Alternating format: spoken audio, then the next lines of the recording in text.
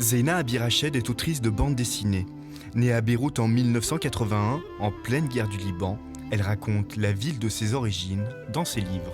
Quand je suis née, c'était la guerre. J'ai hérité d'une ville en ruine que j'ai vue en train d'être construite petit à petit à la fin des années 90. Et ensuite, à nouveau, en proie à la destruction au moment de l'explosion du port le 4 août dernier. Donc c'est une ville qui a constamment été modifiée. Au centre de son travail, la rue et l'espace public, un thème qui fait écho à son enfance. L'espace extérieur était un espace dangereux d'une manière générale. Et donc les rues étaient barrées les unes les autres par des murs de sacs de sable, des barils, enfin des conteneurs parfois qui venaient du port. Tout un tas de murs étaient érigés avec les moyens du bord pour nous protéger justement, nous les habitants, du regard du franc-tireur. Et quand ces rues à nouveau se sont mises à respirer ensemble et qu'on a pu circuler normalement dans la ville, il y a encore eu une autre étape justement d'appropriation de l'espace et une autre manière d'envisager la ville. La bibliothèque de la Cité met en avant le travail de Zeina dans une exposition intitulée « Donne-moi la main, on va traverser la rue ».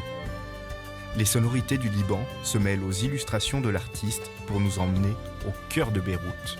La part documentaire, elle est énorme, même si elle ne se voit pas dans le résultat de ce que je dessine en noir et blanc. C'est un dessin qui n'est pas forcément réaliste, hein. C'est un dessin qui est très symbolique, assez synthétique, très proche parfois du pictogramme, où je réfléchis aussi les valeurs du noir et blanc. Mais pour tous mes livres, il y a toujours une phase de recherche très très importante, d'archives, d'histoire. J'ai besoin de savoir, même si j'en parle pas, le contexte, de connaître le contexte. Il faut dire qu'au Liban, et c'est aussi pour ça que je me suis mise à faire de la bande dessinée, on n'enseigne pas du tout notre histoire.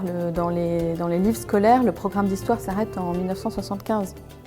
Donc il n'y a pas, après ça, il y a une espèce d'amnésie collective et organisée qui fait que moi, j'ai toujours besoin d'aller vérifier ce qui s'est passé. Donne-moi la main, on va traverser la rue. C'est à voir à la bibliothèque de la Cité jusqu'au 20 février 2022.